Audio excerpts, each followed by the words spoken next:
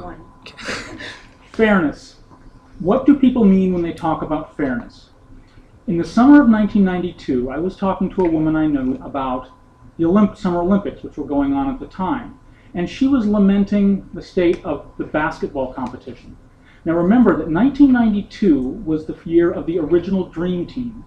Michael Jordan, Magic Johnson, Larry Bird, and many more outstanding players.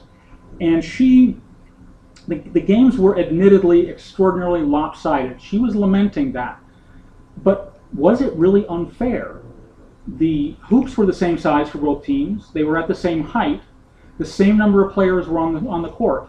And yet the American team was winning by an average of over 43 points each game. But that wasn't because it was unfair. That was because the Americans were just that much better.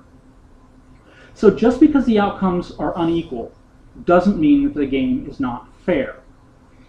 Now to the presidential election and the question of whether the media has been fair.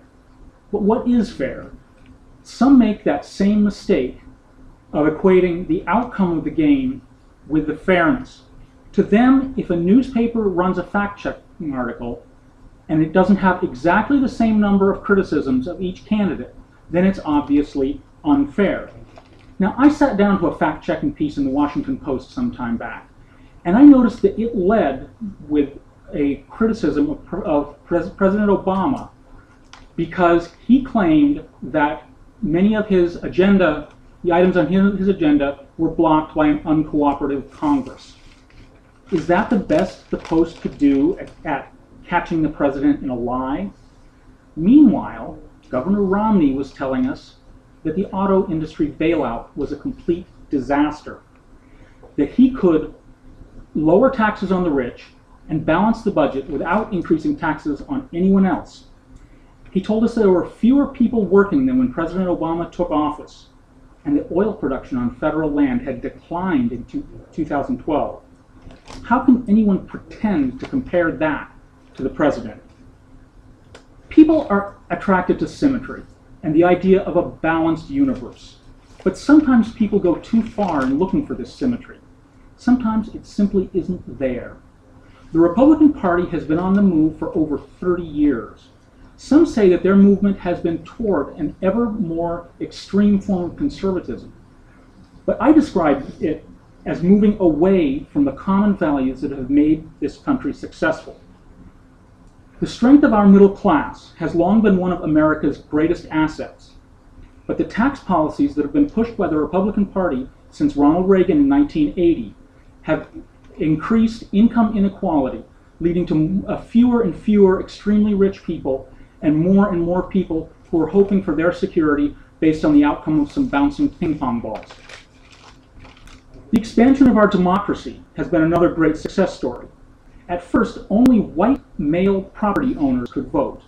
Then it was all white men. Then it was all men. Then it was all men and women. And then it was, with the coming of the civil rights movement, it was all men and women, only this time we really mean it. The Republican response has been to pretend voter fraud is such a grave threat to our democracy that it's necessary to disenfranchise many thousand people with a new breed of Jim Crow laws. Finally, the role of government as a way for Americans to come together and build a society where any kid has a chance to grow up healthy, to get a good education, and maybe even grow up to be president. This is absolutely indispensable. The Republicans' position is that the government that built this country and the dams and schools and roads and libraries on which they built their success should not do the same for future generations. When it comes time to cast your ballot tomorrow, please don't waste your time thinking about ways to approach this with fairness towards both parties. Stand up for the things that made this country great and vote for Barack Obama and as many other Democrats as you can find on your ballot, because they are just that much better.